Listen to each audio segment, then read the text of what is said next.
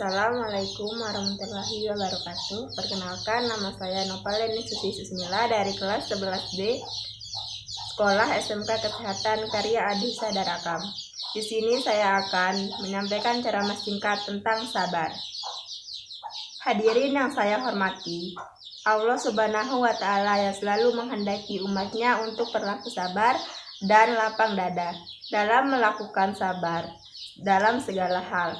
Sabar sendiri merupakan kata sarapan bahasa Arab yang bermakna menahan diri. Perilaku sabar mudah diterapkan jika Anda memahami makna dan hikmah yang diperoleh atas amalan sabar. Oleh sebab itu, mulailah sadari diri untuk membiasakan diri menerapkan sabar dalam kehidupan sehari-hari. Perilaku sabar dapat diterapkan dengan sadar bahwa ternyata kehidupan dunia tidak terlepas dari bermacam-macam cobaan. Namun pada hakikatnya Allah sedang menguji umatnya apakah bisa melalui sebuah ujian dengan sabar atau tidak. Untuk itu, marilah bertindak sabar selagi masih diberi kesempatan untuk hidup. Sekian, wassalamualaikum warahmatullahi wabarakatuh.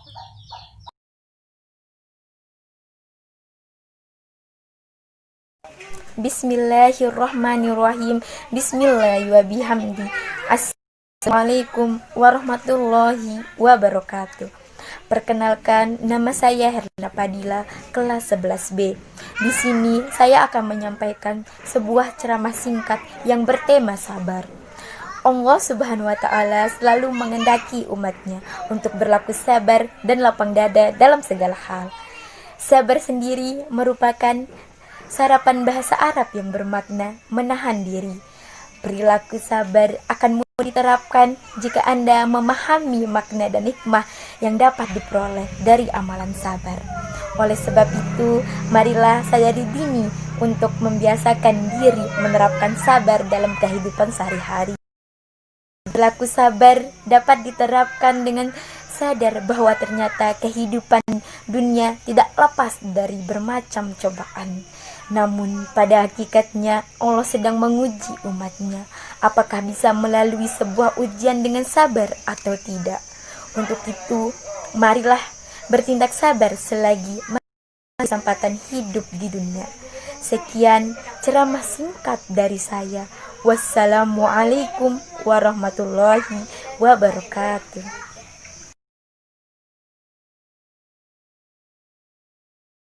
Assalamualaikum warahmatullahi wabarakatuh. Alhamdulillahi rabbil alamin wa bihi nasta'in ala umuri dunya waddin. Rabbi israh li sadri wa yassir li amri wahlul 'uqdatam min lisani yafqahu qawli. Amma ba'du. Pertama-tama, marilah kita panjatkan puji rasa syukur kita kehadirat Allah Subhanahu wa Ta'ala yang mana Ia telah memberikan kita beribu-ribu macam nikmat, terutama nikmat kesehatan. Kedua kalinya, sholawat beserta salam tak lupa kita hadiahkan kepada junjungan alam Nabi kita, Nabi besar Muhammad Sallallahu Alaihi Wasallam, yang mana Ia telah membimbing kita dari jalan yang gelap gulita menuju jalan yang terang benderang. Dengan kata lain, minaz-zulumati ilan nur. Sebelum saya melanjutkan isi pidato saya, terlebih dahulu saya akan menyebutkan judulnya, yakni pentingnya menuntut ilmu. Hadirin rahimakumullah. Seperti yang telah kita ketahui, ilmu sangatlah penting bagi kita. Ilmu sangat penting bagi kehidupan kita di masa yang akan datang. Ilmu sangatlah bermanfaat dalam menjembatani semua aspek kehidupan. Dengan ilmu, hidup akan lebih mudah. Dengan ilmu, kita akan hidup bahagia. Hadirin rahimakumullah. Seperti yang telah saya sampaikan tadi, ilmu sangatlah penting bagi kita. Barang siapa di antara kita menginginkan kebahagiaan di dunia, maka wajib bagi kita memiliki ilmu. Jika kita ingin menghendaki kebahagiaan di akhirat, maka haruslah dengan ilmu. Dan jika kita ingin meraih kebahagiaan di dunia dan di akhirat, maka jawabannya adalah ilmu. Sebagaimana sebuah hadis yang diriwayatkan oleh Tirmizi yang berbunyi, man arada dunya billahi bilmi wa man arada al-akhirah fa'alaihi bil ilmi wa man aradahuma fa'alaihi bil ilmi. Hadirin rahimakumullah, mencari atau menuntut ilmu merupakan kewajiban bagi kita, kewajiban yang harus kita lakukan tanpa membeda-bedakan status sosial, umur, maupun jenis kelamin. Hal ini sejalan dengan sebuah hadis, thalabul ilmi fariidatun ala kulli muslimin wa muslimatin, yang artinya mencari ilmu adalah wajib bagi setiap muslim laki-laki maupun muslim perempuan. Hadis yang lain menyatakan utlubul ilma minal mahdi ilal lahdi, yang artinya tuntutlah ilmu sejak dari buayan hingga ke liang lahat. Hadirin rahimakumullah, di awal muqaddimah tadi telah saya bacakan sebuah ayat Al-Quran, yaitu surat Al-Mujadalah ayat 11 yang berbunyi yarfa'ilahul zina amanu minkum walazina utul ilma darajat, yang artinya Allah akan meninggikan orang-orang yang beriman di antara kalian dan orang-orang yang diberi ilmu beberapa derajat. Ayat ini mengisyaratkan kepada kita tentang keutamaan ilmu. Rahimakumullah, demikianlah pidato yang bisa saya sampaikan. Semoga bermanfaat bagi saya dan bagi kalian semua. Sekian, assalamualaikum warahmatullahi wabarakatuh.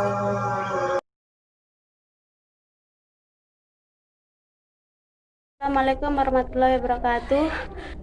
Perkenalkan, nama saya Deni Husna Pirwati, kelas 11B SMK Kesehatan Karya Adi Husada. Di kesempatan pada hari ini saya akan membacakan pidato yang berjudul Pergaulan Bebas.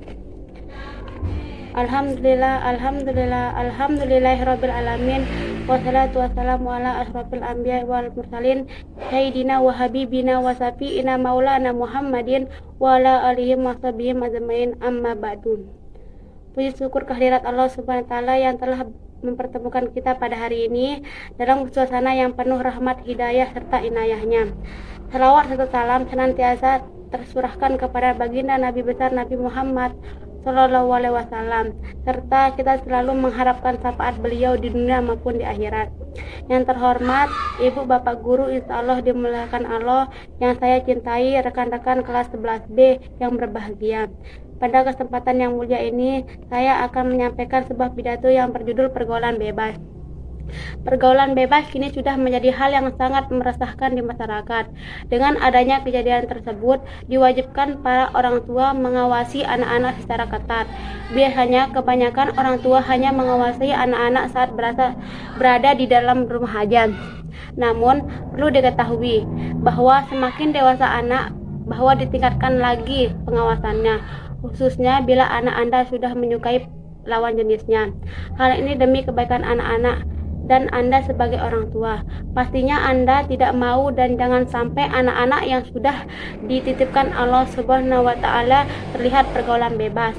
Oleh sebab itu, dalam pertemuan kali ini bertujuan agar kita semua dan keluarga dijauhkan dari dunia pergaulan bebas yang akan merugikan diri sendiri. Perlu adanya bimbingan dan juga pengawasan orang tua kepada anak-anak secara ketat setiap hari. Mungkin hanya ini yang bisa saya sampaikan pada kesempatan ini. Terima kasih atas segala perhatiannya. Mohon maaf bila ada kesalahan serta kekurangan. Akhirul kalam. Wassalamualaikum warahmatullahi wabarakatuh.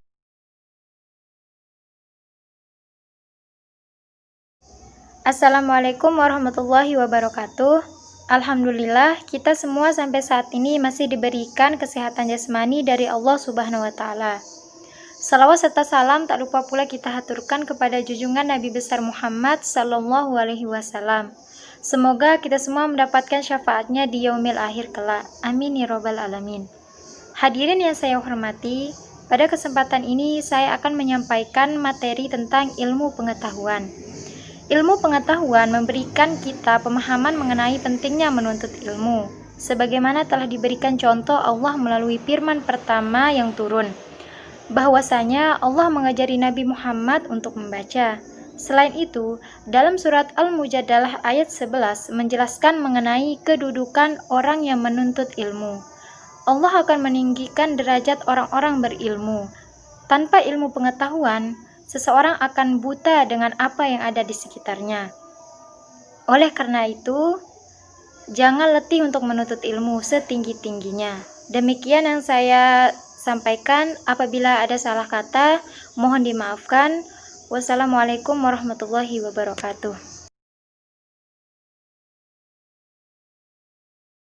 Assalamualaikum warahmatullahi wabarakatuh. Alhamdulillah, kita panjatkan puja syukur kita kepada Allah Subhanahu wa taala. Allah Subhanahu wa taala akan senantiasa memberikan nikmat serta karunia-Nya kepada umatnya. Nikmat tersebut harus selalu Anda syukuri kapan saja dan di mana saja. Pada kesempatan hari ini, izinkan saya untuk menyampaikan sepatah dua patah tentang kematian.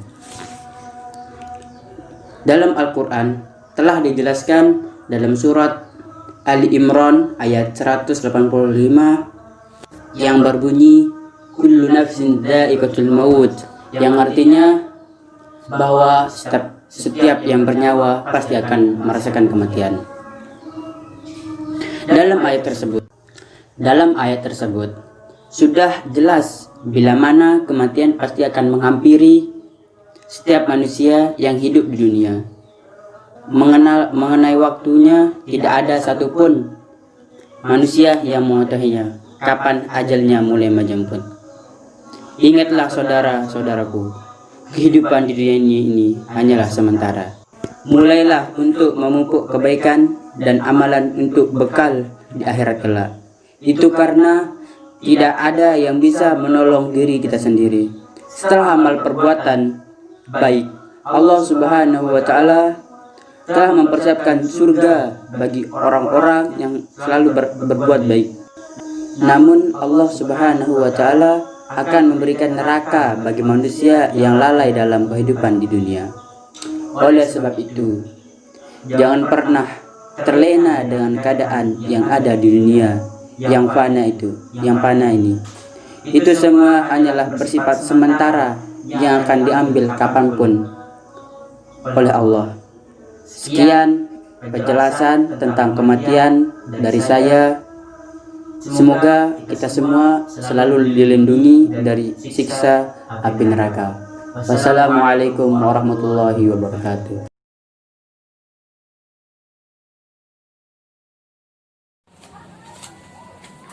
Assalamualaikum warahmatullahi wabarakatuh. Perkenalkan, nama saya Resmayanti, saya dari kelas 11B. Saya akan membacakan ceramah yang berjudul Pendidikan di Masa Pandemi. Di sini saya akan membacakan atau memaparkan teks ceramah tentang pendidikan di masa pandemi. Pertama-tama, marilah kita mengucapkan basmalah, Bismillahirrahmanirrahim, dan mengucapkan syukur kepada Tuhan Yang Maha Esa, bahwasanya ini semua diberikan kesehatan jasmani maupun rohani. Oke? Amin. Virus corona atau COVID-19, Corona Virus Disease 2019, di Wuhan, Cina di akhir Desember 2019 lalu. Virus ini dapat menginfeksi sistem pernapasan melalui cairan seperti tetesan obat ketika seseorang terinfeksi batuk atau bersin, dan pada seseorang terinfeksi yang telah terkontaminasi, kemudian virus akan terus menginfeksi ketika imun tubuh lemah. Bahkan hingga berujung kematian, virus akan menyebar dengan cepat ke berbagai wilayah termasuk Indonesia pada awal bulan Maret 2020. Hingga kini terus menyebar. Oke, selanjutnya, hal tersebut membuat beberapa negara menetapkan kebijakan lockdown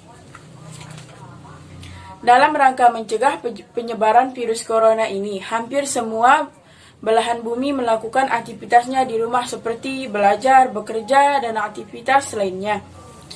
Maka pemerintah terpaksa memutuskan pelajaran tatap muka dan melalui mencari inovasi untuk proses kegiatan belajar mengajar, yaitu metode belajar dalam jaringan daring. Siswa maupun guru harus sangat aktif dalam melaksanakan kegiatan belajar mengajar agar tercipta keefektifan. Sistem pembelajaran dilakukan menggunakan komputer atau handphone yang terhubung dengan koneksi internet. Pembelajaran dapat menggunakan media grup seperti WhatsApp, Instagram, sehingga siswa mudah mengikuti kegiatan belajar mengajar waktu yang bersamaan, meskipun di tempat berbeda. Namun, terdapat permasalahan yang sangat penting bagi semua, jadi berapa mereka harus belajar dan bagaimana data kontak yang mereka miliki. Sedangkan orang tua mereka yang berpenghasilan rendah atau dari kalangan menengah kurang mampu, hingga akhirnya hal seperti ini dibebankan kepada orang tua siswa yang ingin anaknya tetap mengikuti pelajaran daring. Pembelajaran daring tidak bisa dilepas dari jaringan internet. Koneksi jaringan internet menjadi salah satu kendala yang dihadapi siswa tersebut. Tepat tingginya di daerah perdesaan, terpencil dan tertinggal, kalaupun ada yang menggunakan jaringan seluler, terkadang jaringan yang tidak stabil karena letak geografis yang jauh dari jaringan sinyal seluler. Hal ini juga permasalahan yang banyak terjadi pada siswa yang mengikuti pelajaran daring sehingga kurang optimal pelaksanaannya. Selanjutnya, perlu disadari bahwa ketidaksadaran guru dan siswa terhadap pembelajaran daring juga menjadi masalah. Perpindahan sistem belajar konvensional ke sistem daring amat mendadak tanpa persiapan yang matang. Tetapi, semua ini harus tetap dilaksanakan agar proses pembelajaran dapat berjalan lancar dan siswa aktif mengikuti walaupun dalam kondisi pandemi atau COVID-19. Maka, sudah suatu kewajiban bagi kita semua untuk turut menyukseskan sistemnya. Bahkan dalam keadaan yang terbatas, kegiatan pembelajaran harus tetap dilaksanakan bagaimanapun caranya, karena tanpa pendidikan yang berjalan, bangsa kita terancam mengalami gap generasi. Keadaan di mana suatu generasi pengetahuan dan kompetisinya akibat dari hak pendidikan yang tidak tersampaikan. Selanjutnya, di masa seperti ini, tugas guru yang tidak boleh berhenti mengajar sama pentingnya dengan pola pekerja kesehatan yang berusaha menyelamatkan nyawa para pasien. Karena para guru dan pejuang pendidikan masa depan generasi penerus bangsa, begitu pula pada siswa yang ikut turut terpaksa penuh dalam pembelajaran daring dan tetap mengikuti protokol kesehatan agar pendidikan dan kesehatan dapat terjaga sejalan dengan manfaat lain yang akan menghampiri pula. Sekian teks ceramah dari saya. Apabila kesalahan kata atau kalimat, saya minta maaf. Sekian, wassalamualaikum warahmatullahi wabarakatuh.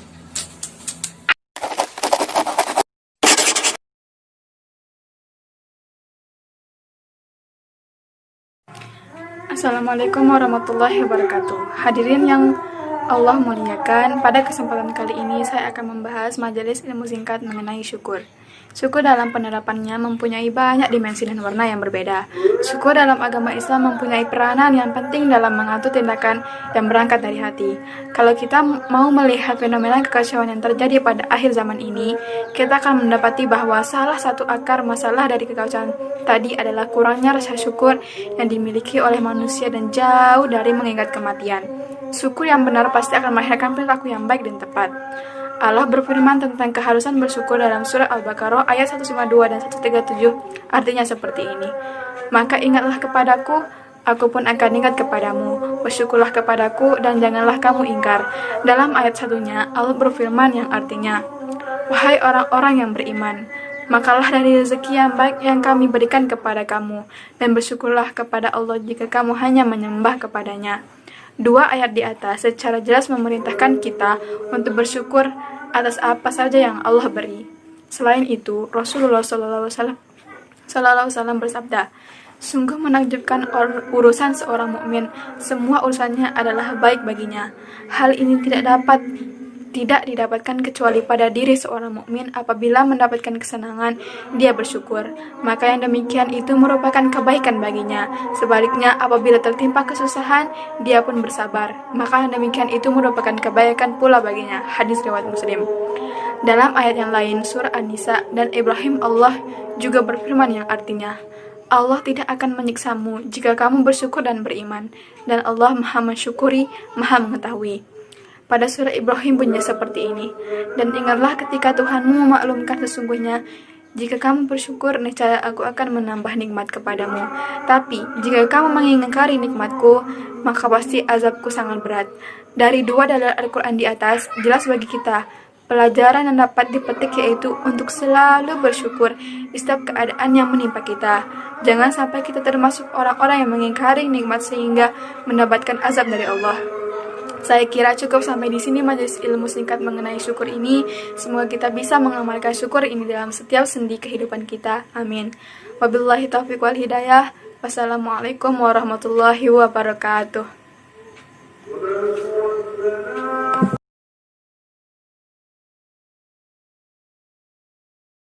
Assalamualaikum warahmatullahi wabarakatuh. Puji dan syukur kita kehadiran Tuhan yang Maha Kuasa, karena berkat dan rahmatnya kita dapat berkumpul di tempat ini dalam keadaan sehat walafiat. Yang terhormat Dewan Majelis Guru dan teman-teman yang saya banggakan. Pada kesempatan kali ini izinkan saya Siti Nurul Jannah dari kelas 11B ingin ceramah tentang mengenai sabar. Allah Subhanahu wa Ta'ala menghendaki umatnya untuk berlaku sabar dan lapang dada dalam melakukan segala hal. Sabar sendiri merupakan kata serapan bahasa Arab yang bermakna menahan diri. Perilaku sabar akan mudah diterapkan jika Anda memahami makna dan hikmah yang diperoleh atas amalan sabar. Oleh sebab itu, mulailah sadari dini untuk membiasakan diri menerapkan sabar dalam kehidupan sehari-hari. Perilaku sabar dapat diterapkan dengan sadar bahwa ternyata kehidupan dunia tidak terlepas dari bermacam cobaan. Namun, pada hakikatnya Allah sedang menguji umatnya apakah bisa melalui sebuah ujian dengan sabar atau tidak. Untuk itu, marilah bertindak sabar selagi masih diberi kesempatan hidup. Sekian dari ceramah saya. Assalamualaikum warahmatullahi wabarakatuh.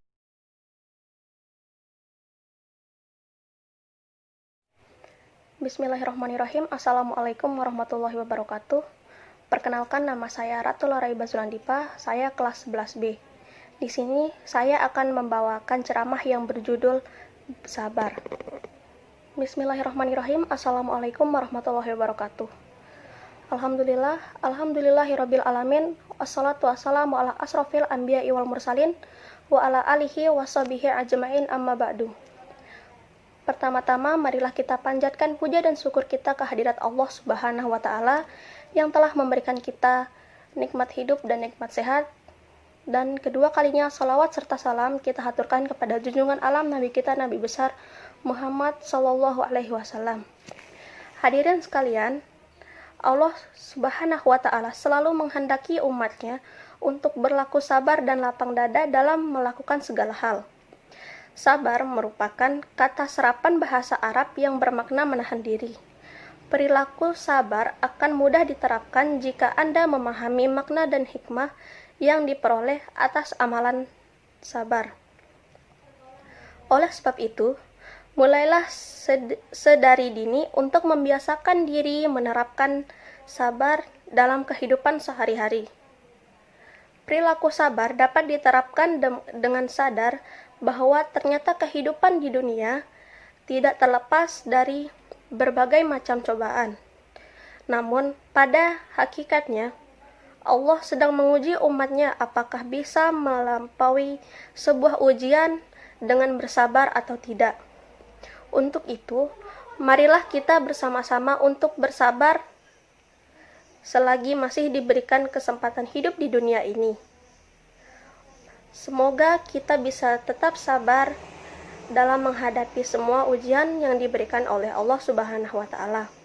Selama kita masih bisa sabar dan diberikan nikmat hidup, maka syukurilah dan tetap bersabar. Sekian, mungkin hanya ini yang dapat saya sampaikan. Mohon maaf jika ada kesalahan kata-kata. Kurang lebihnya saya mohon maaf. Assalamualaikum warahmatullahi wabarakatuh.